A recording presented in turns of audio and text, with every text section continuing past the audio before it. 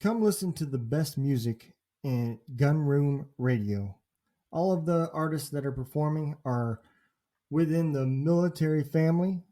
Their songs are authentic, and the music and the camaraderie is amazing. So I want you to come and listen. Have a great time. Check us out at gunroomradio.airtime.pro or on Facebook at Gunroom Radio.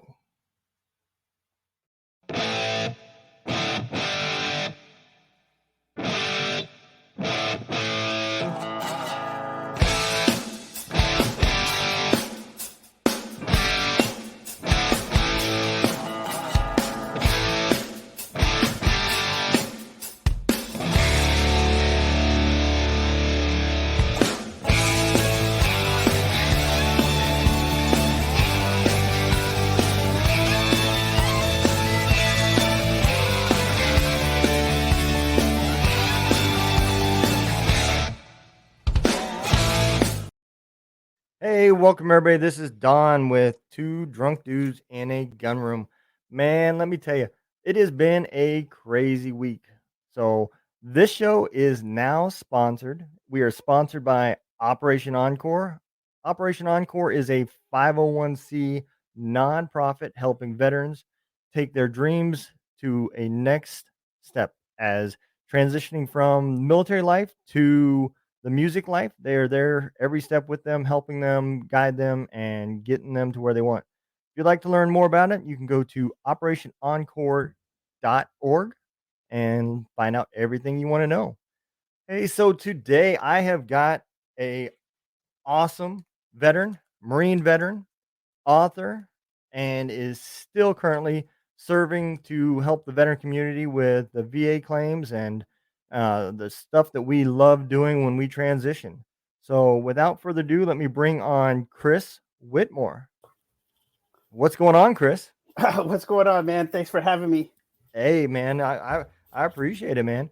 So, give everybody a kind of a quick rundown of your story. How did you become wanting to go in the Marines? And a little bit of your background. Sure.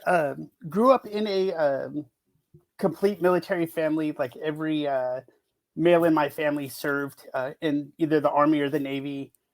So it was kind of like I don't want to say it was a force fed, but it was kind of like, yeah, I'm joining the military. Okay, I got it. Yeah.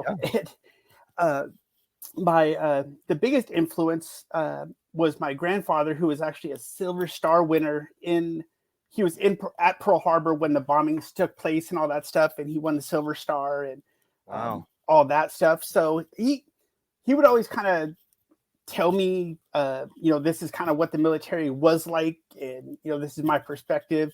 But if you want to join the Navy, I can take you down there and we can talk to the recruiters. I'm like, no, Grandpa, I got it. When with a good friend of mine from high school, we went down. Both graduated already. We're like, hey, we're ready to go. Let's sign the papers and let's go. Recruiter was like ecstatic. He was like, okay, easy enough. Put us in. Ended up going to Hawaii for my first 4 years, which of course that's a rough tour over there. Hawaii, getting paid to hang out on the beach. Yeah. And back then nothing was going on. In 99, got out, moved down to Houston with my now wife of 23 years, just crossed the 23-year anniversary mark, which is insane to even say. While I was out, was a state trooper for a little while, left there once the Iraq war kicked off, came back in 04, and then went to about 2015 when I was finally medically retired, and they said, thanks for playing, out you go. And that was the ride. Man. So how many deployments did you actually do? Three actual combat deployments, 2 to Iraq, 1 to Afghanistan. Okay. So what is your thoughts, right? We have this conversation quite a bit on the show. What is your thoughts being somebody that came in prior to 9/11, before and after? How much did it change in the Marine Corps before 9/11 compared to afterwards? Wow. Night and day, Yeah. honestly. It was, in the 90s, it was all about, the spit and polish. You may deploy or go out to the field and train for a Yep. week, but it was like, it was all garrison. I mean, if you Yep. weren't, the pretty like jarhead haircuts and uh, uh, like starched uniform that could stand up in the corner by themselves, you're going to be miserable. Um, and then coming back in '04, all that stuff became like wash and wear. Yeah. The mindset was you're back, you have a year to train the new guys, or whoever was going to be going with you to the next deployment. And there was no time. I mean, there was still the garrison, but it was so polar opposite, because the priority has shifted and it's now trained for war, not trained to like spit shine boots. I mean, it was just such a drastic shift. It took a while to kind of get used to the operational tempo, because I was so used to the early stuff. I was like, oh, if this is going to be like that, this is going to be great. Hit the ground, I'm like, oh, this is nothing like that. And it was, and it stayed that way until, God, I don't know, probably 2013, 2014, toward the medical retirement side, when I was Yeah. away from the normalcy of operational squadron or an infantry battalion. And it was crazy though, but Yeah. big shift. Yeah. I came in '94, and it was the same way in the Army, man. It was like a 9 to 5 job. You Yeah. got up, you went and did PT, you went home, you came back, you worked, you went home 4:30, 5 o'clock, and that was the day. You Yep. know, a lot of details, a lot of dog and pony show, and you Yes. know, and if you were like me and you didn't enjoy the garrison life, man, it sucked, because it was about babysitting Yep. and everything else. And then 9/11 came, and all that training that, as we used to call NBC training, it stood for nobody cares. And real quick, people started caring. Yeah, like instantly. Yeah. It was. I mean, it almost like the heat in the summer and the winter, how it can just change in one day. I mean, it was Yeah. just like a whole drastic shift that it was. Yeah, it was crazy, and it's. I think it's gotten better because I work around a few people who got out recently, and Mhm. their mindset and the way they verbalized how the Marine Corps was a lot different than when I left in 2015. And then there's a whole lot of shifting right now with the whole, all the nonsense. And the drill instructors can't like swarm anymore. They Oh, can't yeah. Yeah. one arms, like all that politically correct stuff. I'm just like, oh, thank God. Like I would be in the brig. There's no question about it. Oh, yeah. Absolutely, man. I was, when I was retiring, I was like, people were asking, "Well, what are you gonna do?" I said, "I guess I'm gonna start a daycare. It seems to be what I'm qualified to do," you know, because I just couldn't believe it. I mean, the Army of all places, I was up for advanced training, and at the same location as one of our AIT areas, and the AIT students march themselves to school. There's no drill sergeant there, there's nobody, and, during part of that time, they have to tactically move to school, so you'll see them carrying their M4s and dodging cars, and I mean, I'm like, "What in the hell is going on, man?" You go in the chow hall, and here they are on their phones, and it's like, man, time has changed. Yeah, drastically, and Yeah, man. it's amazing. And then I really just can't believe, looking back over the course of that, I don't know, 16 and change years, the different shifts and the different deployments, the mindsets of the different people. But it's pretty awesome. Back in our early run, it was, 100%. Okay, I'm going to join, and I want to do all the cool stuff and jump on Zodiacs and splash up on the beach and Yeah. do all this recon ranger crap. And then all of a sudden, it's like oh wait, that's not what it is, and everyone's like got a bad taste and they're getting out. Oh four, everyone coming in. I mean, there was no illusion. If you were joining after 9/11 and you're like, Yep. oh well, I may deploy, I may not. Yep. Run the other way from the recruiting office because there's no question about it. You're you're going to deploy. Like it's And just that's the gonna be way it your is. first duty station. Yeah, you're going to get to the fleet and they may already be deployed, and we're going to send you over there to augment Yep. and join up with them. And welcome to Iraq. You know, it's Yep. like, and it's yeah, geez.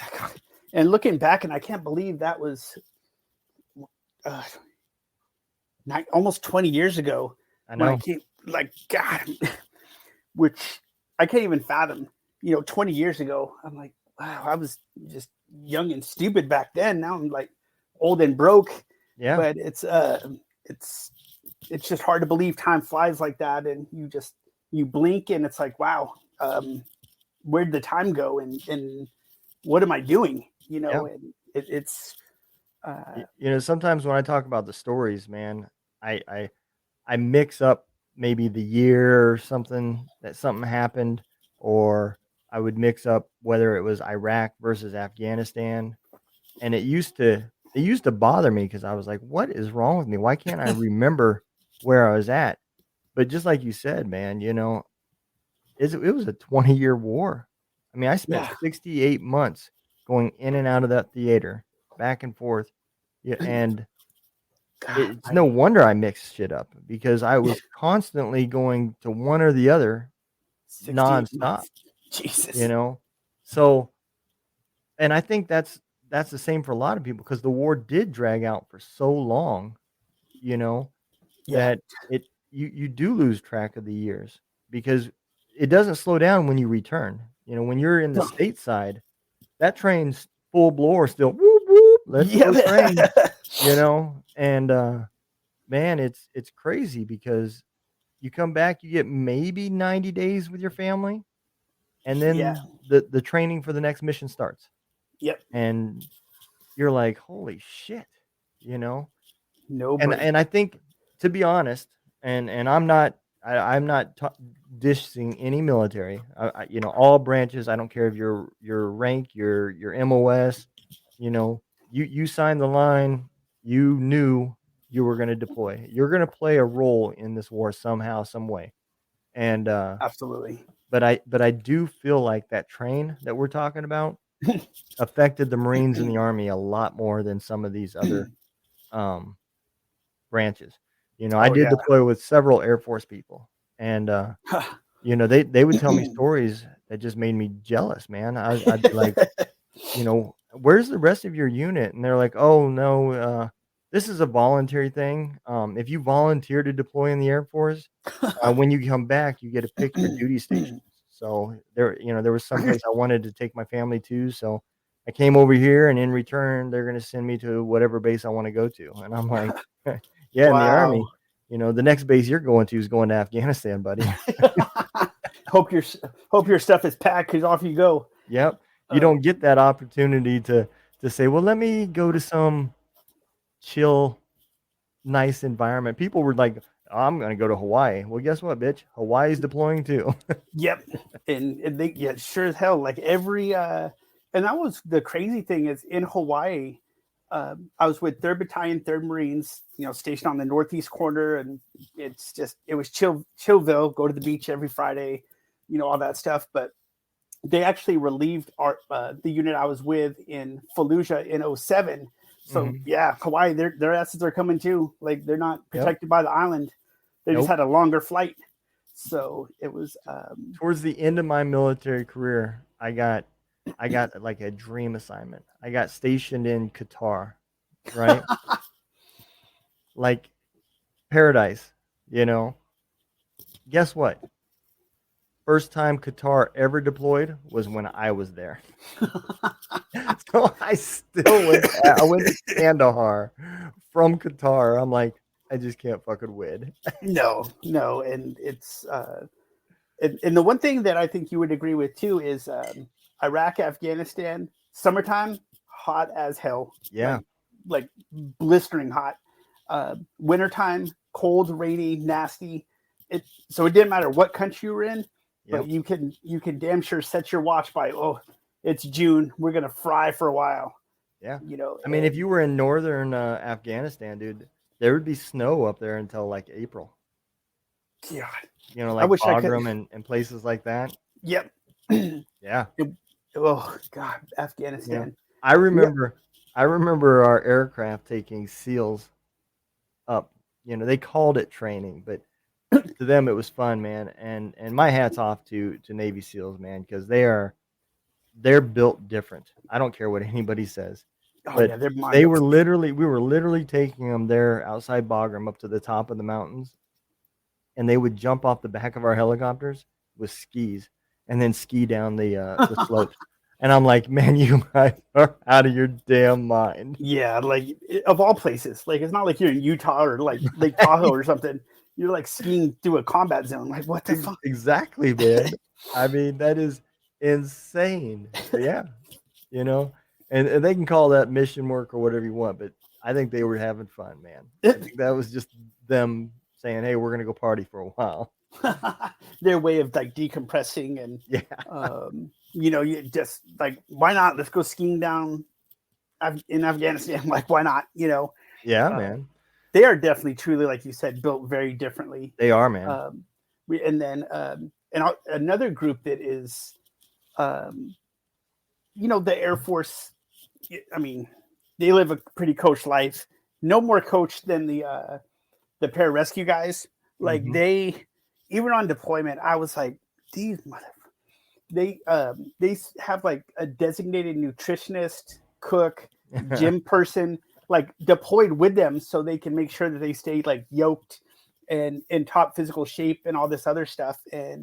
But those guys, when it came time to do like put in work, I've never seen a helicopter do what they would do. The dudes would pop smoke. They would come in, dust off would circle, once or twice to make sure everything's good. Pararescue, they just and just elevator drop right into the thing and put themselves between the wounded and where the enemy is possibly at, and Yeah. just like elevator drop. I'm like, God, like, and we had plenty of escort missions with those guys because they would come like flying in, and we were just. Were you with a helicopter squadron while you were in Afghanistan? I was with the 160th SOAR. Yeah. Okay. Uh, in 2010, we ended up doing 9,700 like flight hours in 7 months or something stupid like that. And at first I was like 9,700 hours, who cares, whatever. But like 2 months or a month and a half into the deployment, like our logbook that the pilots kept and all that too went from black, in the States, little 1 hour missions, practice landing. Yeah, cool. Now go tell your war stories. Everyone was in the red. Like within a month of the deployment, we were all flying in the red, pilots up in the cockpit, like wiping the Tabasco sauce on their eyelids, trying to, stay awake. We're all in the back, like, ugh. And I'm like, looking back at it, I'm like, that's probably dangerous, to fly when you're that tired. Yeah. And I seen that too on the Army side as well. I mean, they were giving the pilots, speed. I don't know what the pharmaceutical name they were calling it, but that's what it was. It was speed to run extended missions. Yeah, those And I caffeine seen a, pills and yep. I seen a lot of pilots, man, come back, grab a couple hours of sleep, and next thing you know, they're being woke up talking about, hey, y'all are the only crew here. I know you haven't had your crew rest yet, but it's time to go. yeah, And yeah. it's just insane, It was. I couldn't believe it, um, and I'm sure you and a lot of people feel the same. Like I don't know how I'm even here, honestly. Like some of the stuff, I'm like, yeah, like you land and you got big old holes in the tail of the helicopter from a disc around that just like ripped through Yep. it. You're like, what the fuck? Like, Yep. and I just look back at it. I'm like, guardian angel, whatever, however you want to call it. But I'm just like, man, we pushed the limits, back then, and to the point where I think it was, I mean, it had to be done, but I think the limit that we were playing with was on that edge of, okay, this is stupid. Like for pilots to be like popping caffeine pills and Yep. wiping Tabasco sauce in their eyes to keep awake to fly, like Yeah. that's just insane. Yep. Yeah. And again, like I said, man, everybody got affected because the same things was happening on the ground with some of these convoys. You know, they were constantly going in and out, and people just they didn't get the rest that they needed, and No. it showed, and it affected missions. I don't care what anybody says. That was fatigue was definitely, especially towards the end, because we as a unit, we even had um due to, I guess, living conditions. I really don't know what caused it, but um towards the end of Iraq, where we were downsizing and giving bases back over to the units and everything. We had a small part of Fallujah. I mean, it was literally about the part that the Americans occupied was about the size of a football field. And we had a company worth of element people living there, and they were doing. There's nothing there. There's no PX, no chow hall, no nothing. And Yeah. that was part of what it was. It was tearing it down and pulling back. Well, we had I don't know. I want to say they were doing 4-month uh, rotations, and we had a NCO tell a soldier, "Hey, you need to clean up your area," because his roommates were bitching because there was MRE wrappers and shit laying all around, and so he kind of punished that kid. I guess he made him pull everything out of his tent, clean it all up, and then put everything back in the hoots. And I guess the soldier and him got into an argument. Not the NCO, the roommates, and the NCO came back in, and the soldier shot him, killed him. Oh, You know, and yeah, I mean, obviously he went to jail and everything else, but I think as that war went on, man, it played with people's minds. You know, the living conditions and everything else. So yeah, oh, 100% agree. And the constant shit. I think my biggest problem during all the deployments was the constant shift. Like I would rather either know that it's going to be like hell all the time, yeah, or know that it's going to be like, okay, this is like, playing like cop on a beat kind of thing. And it was just not. And then of course you bring in the civilian casualties and the little kids and the hmm, just the constant, like there was just no let up. And in those earlier deployments, like you were talking about, it was just non-stop. And if it wasn't one thing, it was another. And then you hear about this, and yeah, then you get back, and it's a wonderment why people come back the way they are. yeah, Because they get in that cycle, and then all of a sudden they're out of the military, and they're like, I don't have to deploy, I don't have to be on this tempo anymore, and they don't know what to do with themselves. So the train wreck starts, and for some they're able to get off, but for others, as we've seen, um, the train wreck, I mean, it's just the train's heading for one station, and it's there's 22 a day yep, statistic on it. And what blows my mind is this isn't obviously the first war the America has been involved in. I mean, World War II, Vietnam, right, like A through Z. But ironically, every service member who comes back is dealing with, they call it something different, but it's the same thing yep, as, the homecomings were different, of course, the Vietnam protests and all that. yep, But everyone's coming back with the same type of issues. The military either doesn't want to see it, or they have to see it. I mean, they can't possibly be blind, but the operational tempo, so they just, oh, here's some meds, here's meds. Oh, you're drinking, you're the problem, you're out. yep, And they make examples of these guys, but it's the same stuff over and over with all these wars. And yet the military and people like myself, I was the biggest hypocrite of them all. Um, but I was like, oh, I'm invincible. That didn't bother me, blah blah, all that stuff. And just kept going and going and going. And it's like, God almighty, no wonder like I was the way I was. But Yeah. I'm just shocked the military and the government haven't figured out, okay, because hopefully there's not another 20-year war, because that was just insane. But I'm sure, I mean, I hope not, but I'm sure there'll be something else, like, when we're like the old people, well, Mhm. older than we are now, but, the old people, and, hopefully there's not another conflict. But if it is, get ready, America, because here we go again, unless something changes. And it's, yeah, I don't know. It's just insane. Well, I'm gonna tell you, I know one thing, and I don't give a shit what it is, but you cannot change my mind on this. The military, our army, anyways, when we would come back from deployment, as soon as you got back, if you got in at night, it was the very next morning. But if it was um, during the day, it was that day. You had to in process when you returned, and there was multiple stations that you had to go to, and it was like a round robin type thing. So you had to get your little piece of paper checked off, and you went to the doctor. You did this, you did that, or whatever, right? And everybody knew if you went to the psych and if you answered the question wrong, Mhm. it was going to be hours after everybody before you got to see your family, Oh yeah. because all you got to see was the little assistant that gave you the questionnaire. And Ugh. if you had a problem, then you had to wait to see the actual psychiatrist. And that didn't happen until it was all over. So you would have to sit there and wait to talk to him about your problems. And then, depending on what you said, you may not even got to go home to your family. They may have put you in the barracks, Yep.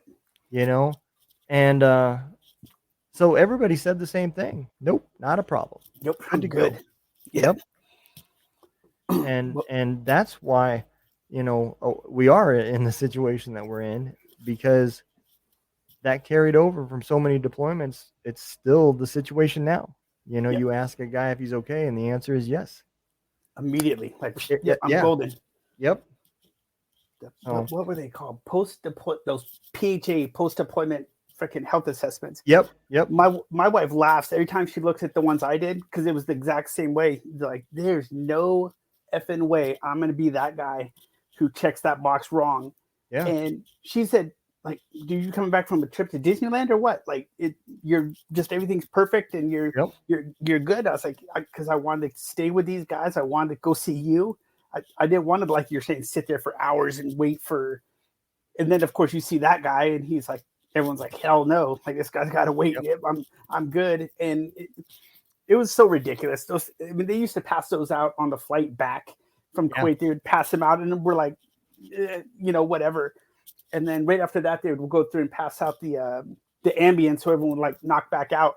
And it was just, it's Yep. so funny to look back at it. It's just like, oh my God, like what the hell were we thinking? But it was a different mindset though.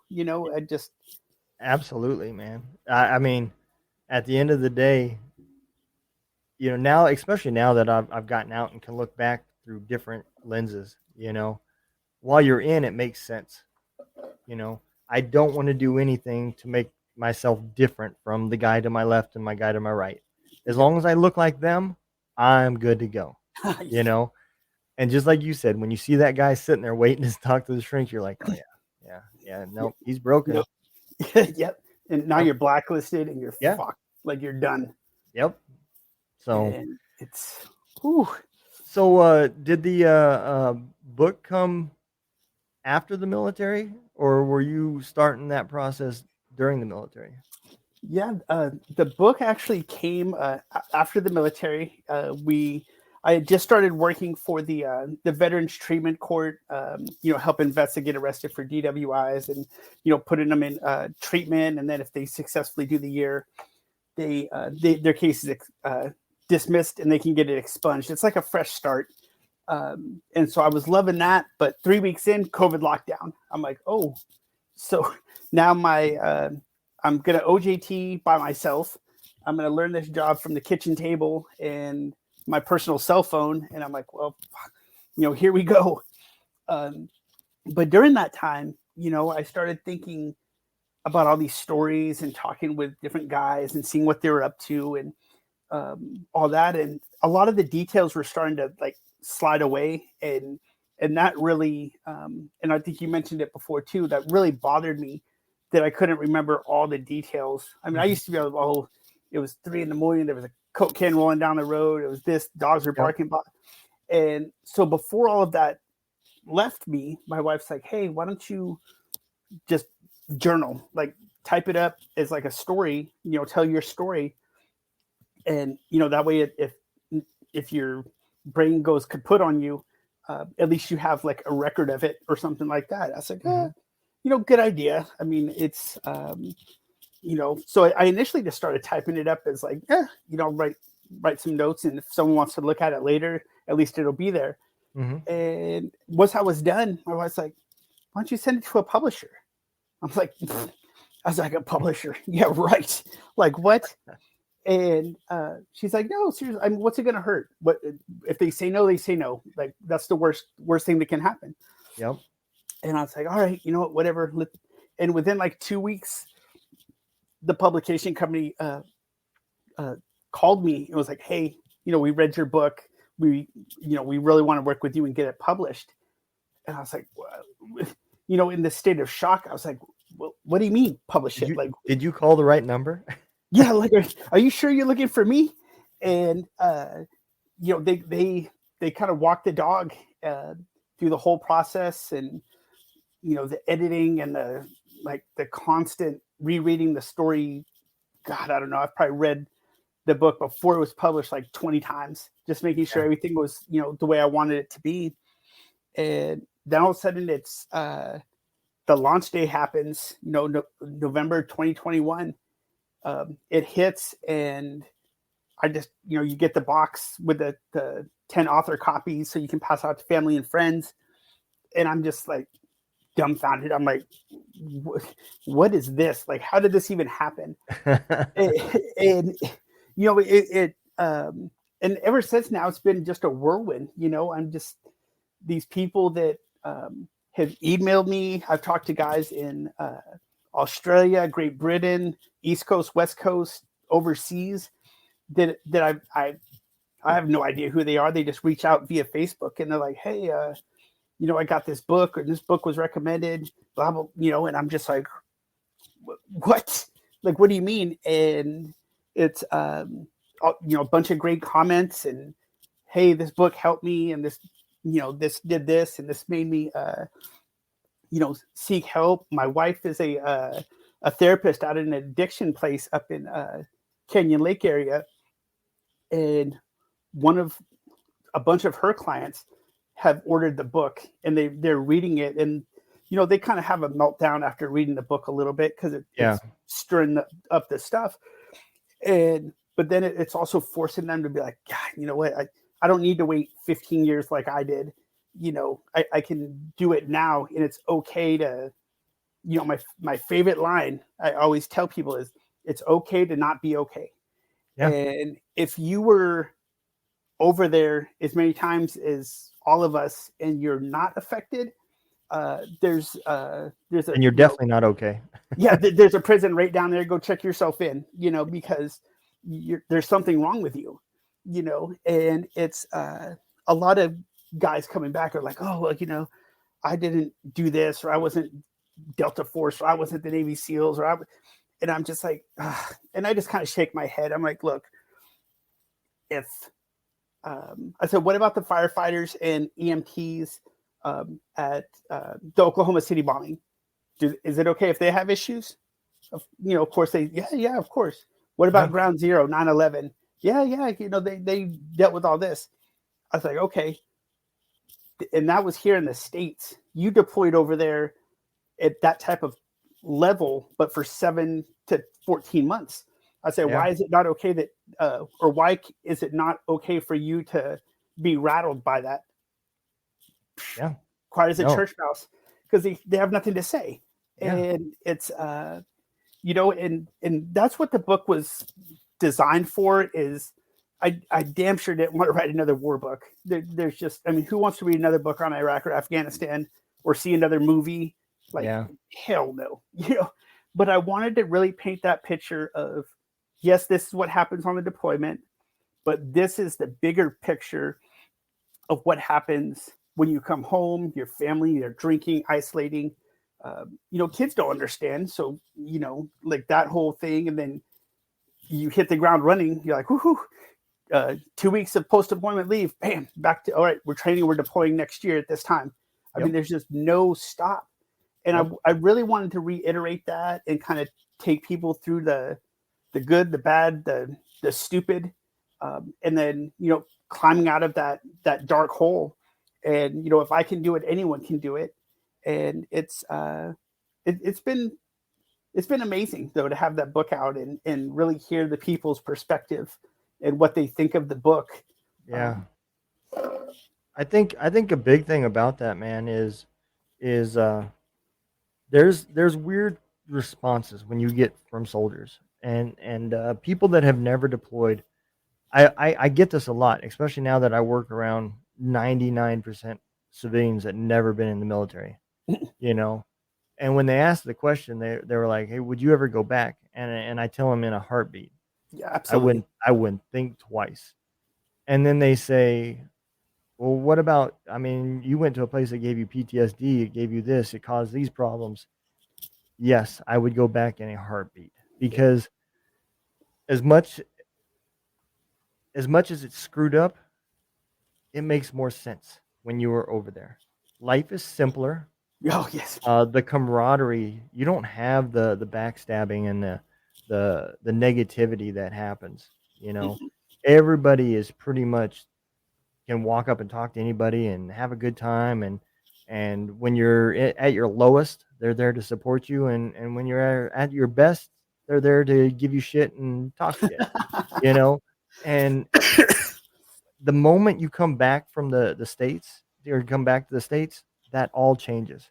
The people that you were with day in, day out, best friends with, now you don't see them, you don't hang out anymore on the weekends. That camaraderie is gone. Yes, you got your family, but as much as messed up as it sounds, there's a different type of love than there is for your family. I mean, you're talking about people that you've seen them at their worst, and Yeah. and that bond is there. And I think a lot of soldiers when they come back, especially when they transition out of the military, they're still looking for that, Yep. and it's just not there no more. You know, and to come up with a way to put that in a book is extremely difficult. You know, and it's hard to explain why every soldier you ask will tell you they would go back in a heartbeat, but they all will also tell you the stories that just make you cringe on what was going on over there. Yeah. And normal people that are not affected just they have a hard time understanding that. They hear us complaining about the train that, like you just said, come back and you're a couple months with your family, and then it's train, you're going back on this date, you know, and everybody's like, man, this is such bullshit. We don't ever get a break, blah blah blah. Would you go back in a heartbeat? Yeah. You know, and it's just like, what the hell is wrong with y'all? Because unless you're there and experiencing it, there is no understanding. And that train, man, I think that's the worst part of it because I hated the train up, Oh yeah. but after the goodbyes were said, and you hugged your family, and you turned your back and you walked, it's like a switch just goes off, man, Yep. and nothing matters anymore. You become solely focused on what's in front of you, and you don't worry anymore about what's behind you. And it's like I said, it's tough to explain, but when you're deploying like that, I think that's one of the methods that you have to have. That is the attitude that you have to get through it. Oh, for sure. Yeah. You You know, were you worrying about what's behind you. Like yeah. Like you just, like you said, you can't. I mean, if you're worrying about that, there's like way more extreme things in front of you yep, that you better worry about because if you don't worry about it, it's going to come find you. There's no question about it. Yeah. And but yeah, it's just crazy how, how full circle it is. And, anyone who was in during that era, or was associated with somebody who was in the military during that era, Hmm. is like the, the stories, like you said, it doesn't matter, Navy, Army, Marines, whatever. The deployments were the deployments. A lot of similarities. Yeah. Oh yeah, I remember, the freaking Moss speakers going off 7 times a day and wanting to like shoot a rocket into it just to get it to stop. Yep. Um, Coming back, the drinking, it's almost like you could just take one person out of the equation, put someone else in the equation. It's like, oh yeah, weird. It's the same stories, but but then again, it's hard to believe looking back that was 20, like damn near 20 years ago. Also, Yeah. you kind of look back and you're like, people who are graduating 18, like in their junior year of college were just being born, like during that first deployment. I'm like, God, I'm getting old, like Yeah. it's or even 9/11. There's people graduating college that weren't alive during that time, and they Yep. see it on TV, like we do for the Pearl Harbor stuff. They see it on TV. They're like, oh man, but unless you live through that time period, you can't really appreciate the gravity and the whole landscape switch that took place. As those towers came down, the whole world changed like that. And for the last 20 years, it's been, pretty much a direct result, depending on what side but that was the thing that ticked it all off. And then it just became, 20 years, God, like I just can't even fathom being in a conflict for 20 years. It's just Yeah. hard to believe Well, how. and you think about this, man. I don't know how you felt, but my last deployments, man, I was deploying with kids the same age as my kids, you know, and to see them get hurt, man, you're like, shit, that could have been my son, Yeah, that could have been my daughter, and again, it puts all that shit into a different perspective too, and the only thing that's changed at that point is the age that you are and the lenses that you're now looking through compared to what you did when you were 23, 24, yeah, yeah. so No, it was. it is crazy. I mean, I still have a hard time believing it. I had a artist on the show not too long ago. He came in after 9/11, like right after 9/11, and he's probably almost completely retired now. He was on terminal leave when he came on the show. Oh, nice. So, and he spent 20 years. He went basic training, AIT to special forces. Oof, And he went through assessment, got selected out of AIT, you know, Jesus. and spent 20 years as a Green Beret. I mean, my hat's off to him, man. I couldn't have Yeah. done it. No, And no. then you start thinking about this. You're like, man, this kid spent his whole career fighting a war from private to retirement, 20 years fighting a war. And, there's no other war that could have ever happened in. No, It, and and it's just crazy to think about. Jesus. We had people coming in and then they make it a career and they spent their whole career fighting in two countries. That is insane. And and that generation of the 20 years will never know um the job Yeah.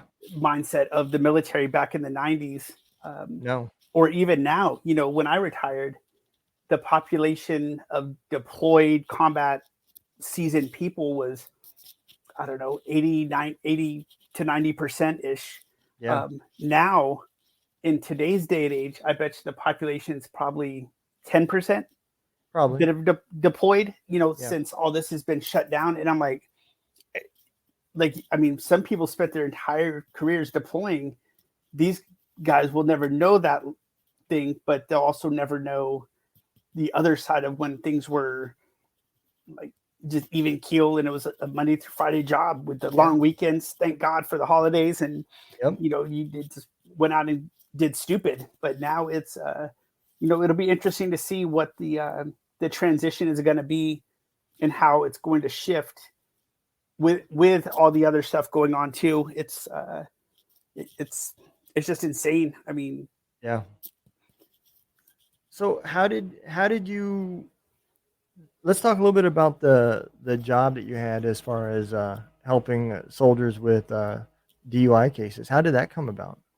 yeah, I was doing just I was kind of in like that oh, this job is cool, no, this job, and I was job hopping a lot after I retired. I ended up seeing this case manager role for a veterans court, and I was like, oh, what the hell is a veterans court? I had, and little do I know, they're everywhere, like East Coast, West Coast, they're everywhere. And I had no idea what it was. And so I go down there and, drop my resume off, talk to the director of the program. The judge is an old, like, JAG colonel, did like 38 years in the Army or something like that. And everyone was associated with the military. And I was kind of learning the job before even, interviewing and stuff like that. I was like, wow, this is pretty cool. And essentially how it would work is anyone who was arrested that put the check mark, veteran status, yes or no, they would send us a list every week and say, here's all the people who got arrested for DWIs, assaults, A through Z, whatever the charge was. And my job would be to basically screen that list and be like, okay, misdemeanors, because there's a felony side and then there's a misdemeanor side, and I worked on the misdemeanor side. As long as it wasn't like something with like children, something with like elderly, or anything like if they like attempted murder or anything like that. Most 90% of the time, that arrest report was like simple possession, guys coming back trying to cope with stuff, taking pills or smoking weed, whatever. And 97% probably was all DWIs, first seconds, like on the bubble of that third to catch that felony. And I would call them and kind of tell them about the program. Like, hey, this program is designed for you, to get them out of the normal rat race of the criminal justice system. Right. This is strictly just like for veterans. The program was a year long. They would have to have a breathalyzer in their car, not the one you got to blow zeros to start it, but they would have to blow in a breathalyzer 4 times a day. They were required to enroll and receive treatment through the VA or an outside provider. They would have a probation officer. They would check in with us twice a month. I mean, it was like probation, but regimented. And at the end of the day, if they successfully complete the year, which most of them did, but you still have those hard heads like myself, who knew the answers and all that stuff, and they screw it up and they don't make the program, but the case is automatically dismissed, and then they can apply to have it expunged off their record, which that always gets approved as well. I mean, it's like wiping the slate clean, like the arrest never happened. Yeah. But some, we tell them like, hey, you're arrested for DWI. You are not, while you're in this program, there's no drinking for a year. No, that's my constitutional right, blah, blah, blah, blah. And I'm what amendment is that? They need to write that in because I was exercising that amendment big time after each deployment. Yep. But they couldn't see past that, the 1 year. I'm like, guys, like, it's 1 year. Deployments are longer than 1 year. You know what I mean? Like, you can do it blindfolded.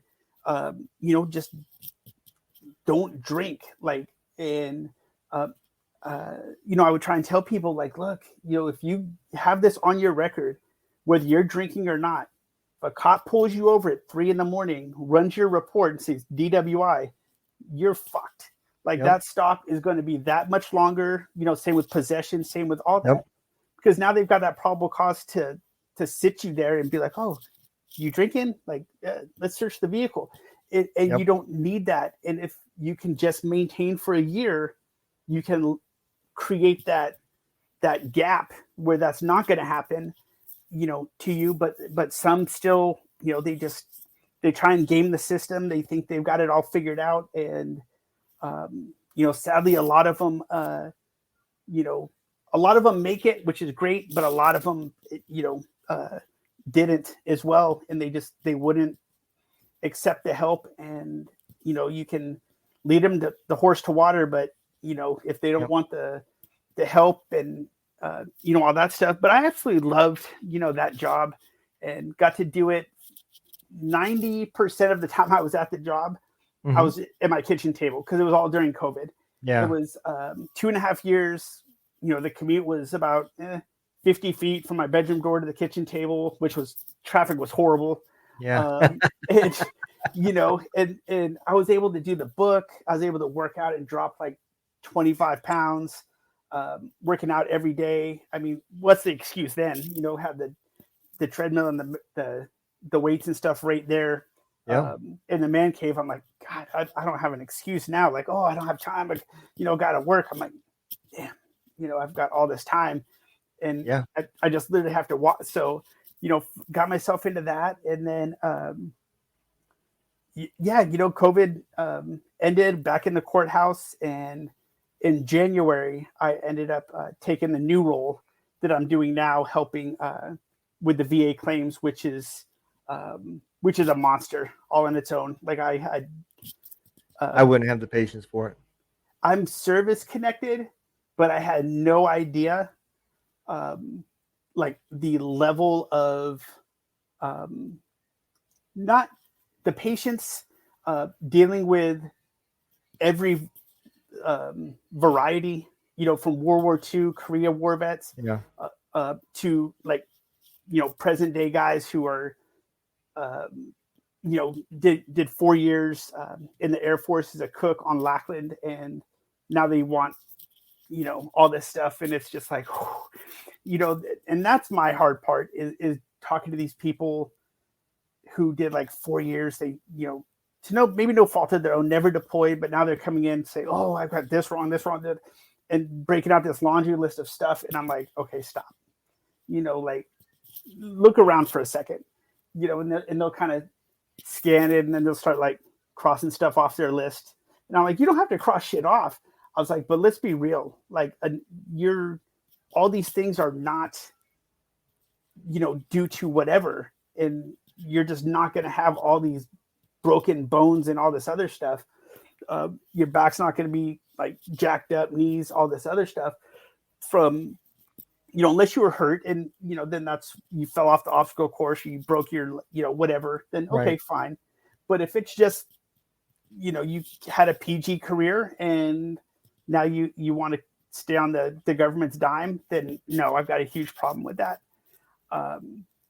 But it's been, since January to date, I've done 240 VA claims for people.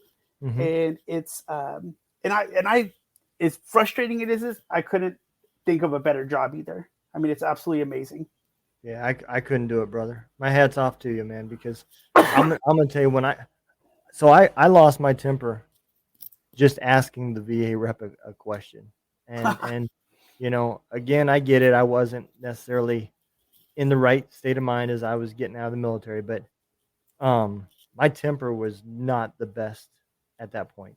And I literally went up and asked him. All I was going to ask him was what paperwork I had to bring to my appointment the next day. And the guy looked at me and he goes, "You got an appointment?" I said, "Well, my appointment's not till tomorrow." I said, I just have a question." He said, Yeah. "Well, today's appointments only. We don't take walk-ins." And he just turned around and walked off. Oh yeah. And he didn't have anybody. And I was just literally trying to find out what I needed to bring. And I remember yelling at him. I said, "You know what?" I said, "You can go fuck yourself. I don't need your fucking money." And I just turned around and walked off. Yeah. And I didn't file a claim for three and a half years after the military. Jesus. Yeah.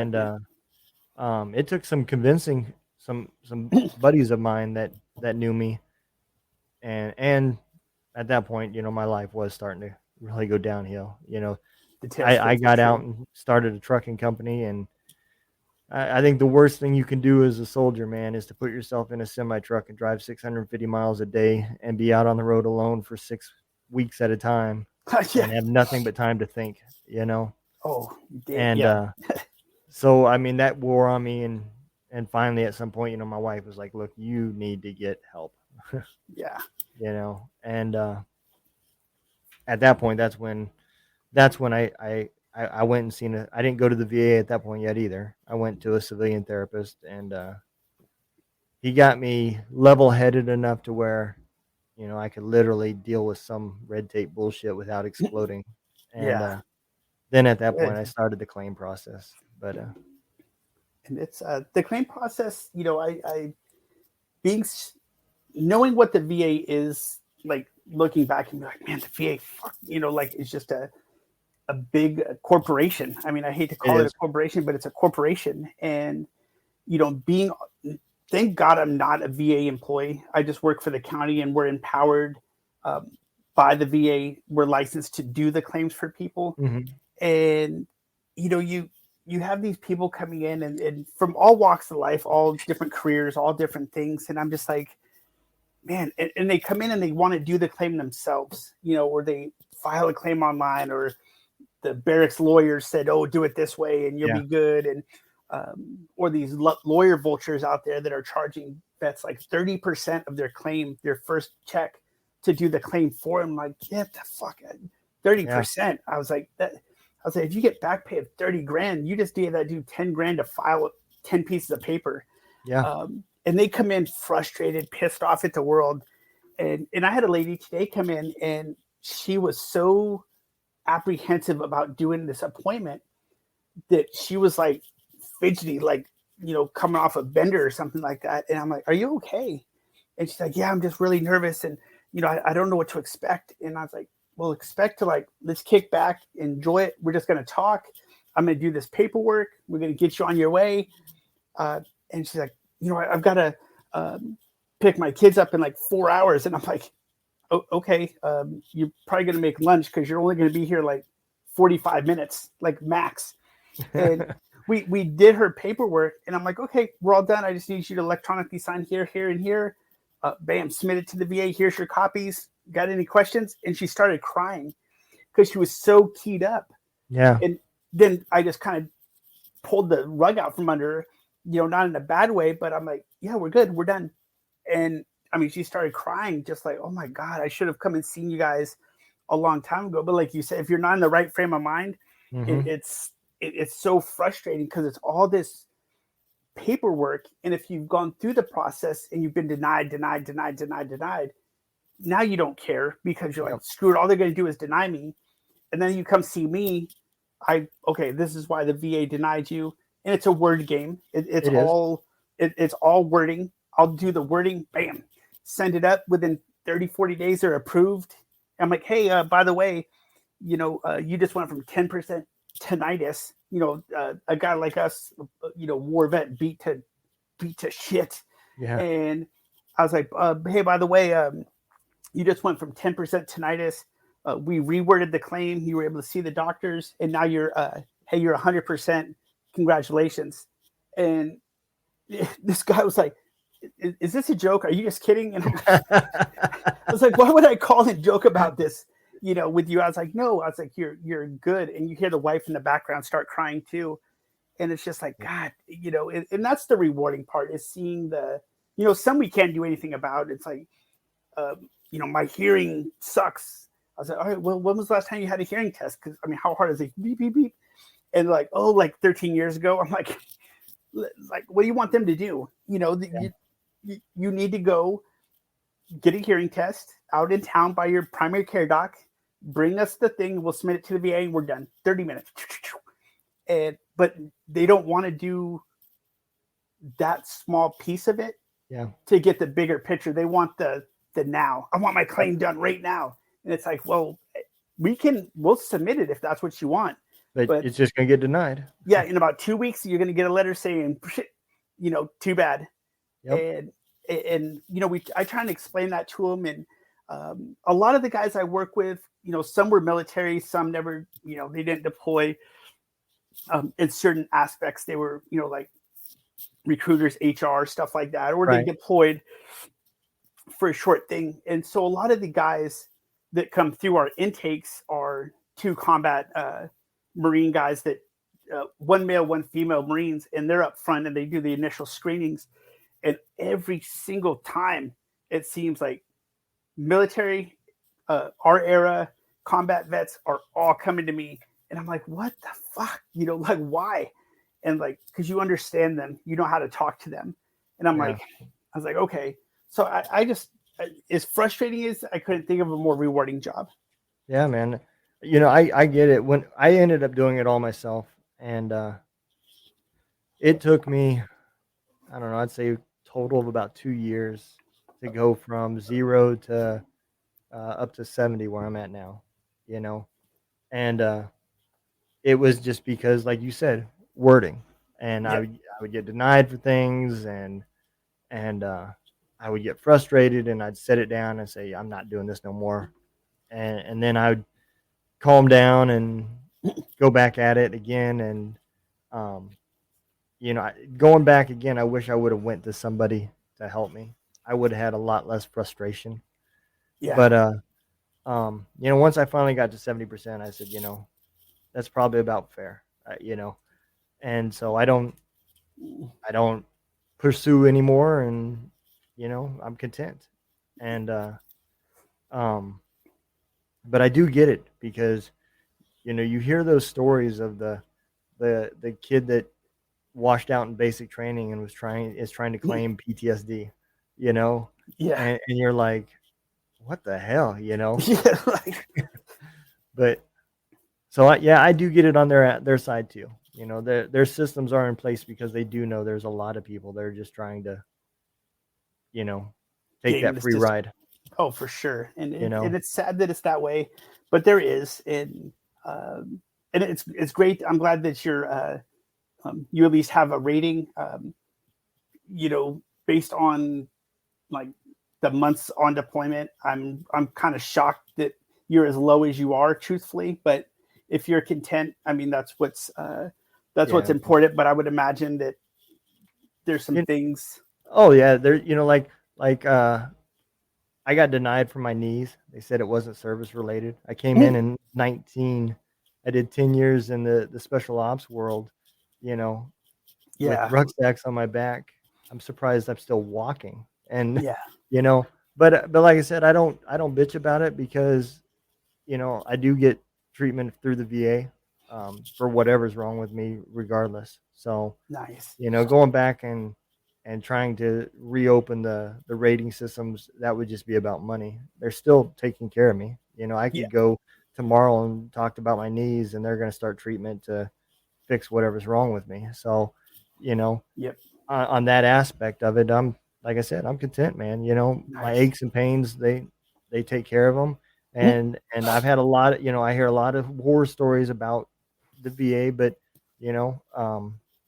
the shrink that I seen has got me in a place that I'm, for the first time in a long time, That's I'm awesome. good, and um, so I don't have any complaints. I'm content, and I That's do still awesome. sympathize, and I do understand because when you hear people and they start talking about their horror stories, just ask them, well, where are you from? What town do you live in? And you're going to start hearing Pittsburgh and Cincinnati and these big ass cities. And it's Yep. like, well, that explains your issues with the VA. You Yeah. are a number Yeah. because, One in a million. yep, you know, the VA I go to probably has 800 people in that town, That's awesome. so I mean, there's never no wait. You're in and out in 15 minutes, and you get to know the doctors. They know you by name, and it's That's awesome. the people that are there. They care about veterans. Because it's such a small knit community, and so I think that makes a world of difference too of what Oh, for VA it sure. is that you're going to. Yeah, And and what you're going there for yep, sure. yep, And you it's know. So, well, I know we're getting a little bit past an hour, but let's talk about your new book, the new book that that will be coming out here shortly. yeah. I just somewhere in my uh, infantry like dumb box up top of my shoulders, like all these like this weird like an event like my wife's a therapist, and uh, one of her clients that she got really close to because she's just like that caring mother bear kind of thing, got left rehab, ended up ODing and passing away. And she told me about it and I'm just like, and I just start writing out this like poem that just comes to my mind. It's just like different things have woken me up at like 3 a.m. where you have to write them down to get it Mm-hmm. off your head. And so I put together this new book. It's about 44 pages. It's going to be actually called Terror to Triumph 2, Darkness to Light. And it's a book on different poems, about like growing up, the life lessons learned on a baseball field or football field, Mm-hmm. stuff on deployments, stuff about like the memorial graves at Arlington, stuff like that. And uh, it's a book that it's just kind of just thought provoking poems that everyone can relate to in one way or the other. And I never thought never thought I'd write a book in the first place. Now two, a second book, like what? But it'll be hopefully on Amazon by the end of the week. And it'll definitely be through Kindle. The book's going to be like $12, I think. So hopefully, it gets some good traction, and people who have read the first one will read the second one, and Mm-hmm. it's crazy. I mean, two books, like what? It's but yeah, so it's out, and I'll definitely be posting it on social media once it's fully launched, and it's just unbelievable that it's out. Like I'm still like dumbfounded by this one even, and Yeah, man. it's just hopefully someone will read that. And there's one about addiction and stuff like that based on this loss that was just suffered, and hopefully someone will read that and be like, damn, you know what, and get their mindset to get level. Because rejoined in '04, didn't get real help till uh, 2017, Yeah, 13 years of just living in that cloud. And then, as you know as well, coming out of the cloud and being like, whoa, like this is what like peace of mind is, yeah. and it's been just a wild ride. And now getting the great opportunity to be on podcasts with, you and others, and, talking about the book and experiences and stuff like that. And just hope even just one word or 10 words that we've said tonight, resonates with somebody, and they are like, you know what, if these two like broke down war horses can, come out of it, what's my excuse, Yeah, man. and get the help that they need. And it's that's my hope. It's about taking responsibility and moving forward and not looking back. No different than deployments. You Yeah, know, focus on what's in front of you and fix what's behind you when you can, and don't get wrapped up in it. I mean, yeah, that's what it takes. But unfortunately, like I've always said, soldiers when they hit rock bottom and you tell them, well, now maybe you'll get some help. You just hit rock bottom. Usually their response is, hold my beer, I can go lower. You yeah. know, they just break That's out the shovel and keep digging. yes, sadly. And it's, man, yeah, it's Well, so they can find your book that's Triumph or Triumph to Terror, right? Terror to Triumph. Terror to Triumph. Yeah, They can find that at bookstores and Amazon. I know I was looking at it on Amazon, but I believe it's in Barnes and Nobles and a few other places, right? yeah. Amazon, Barnes and Noble online. It's not in actual like a brick and mortar but it's available if you Google the book title and then my name. It pops up with like 8 Google hit pages of hits Mhm. all over, and yeah, like Walmart, Target, Amazon, Kindle. If you don't like to read like me, I've done the audiobook as well, so you can go on Audible and get it. And yeah, just anywhere. And please, if you do pick it up, anyone who's listening, love the stars, but leave a review, like a written review, even if you're like, the book sucks, I didn't like it. Just because it helps, helps me in a way, kind of like, okay, what I did matters, that kind of Yep. thing. And it's by a miracle, I think it's 4.8 or 4.9 out of 5 stars or something like that on Amazon. I'm like, that's, I mean, so someone likes it, what I Yeah. mean? So Yeah, it's, man. but yeah, so please go out there, grab it, get better one day at a time, and, just get out of your own way, and do what you need to do to be a success, and the sky's the limit. Yes, sir, man. And Chris, I appreciate you coming on. Everybody that is Terror to Triumph, I will have the Amazon link when we load this up on Spotify. So if Awesome. you forget and you find it on Spotify, just hit the link and it'll take you straight to a location where you can buy it. And Awesome.